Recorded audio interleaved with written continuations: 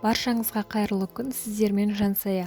Бүгін сіздермен өте оңай әрі бір жасағаннан шығатын өте дәмді шоколадты печеньенің рецептісімен бөлісетін боламын.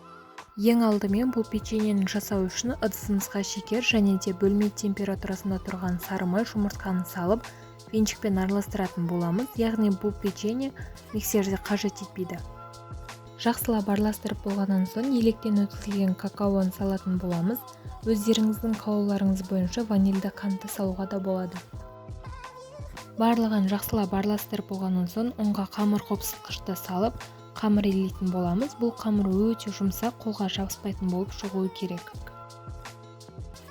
Ұнды рецепттегі мөлшері бойынша салыңыздар, өйткені одан көп қоссаңыздар, қамырымыз қатты болып кетеді.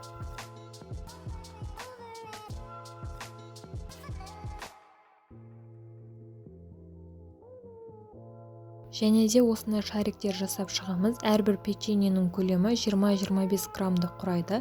Дәл осы уақытта пешімізді 180 градусқа қыздырып қоямыз.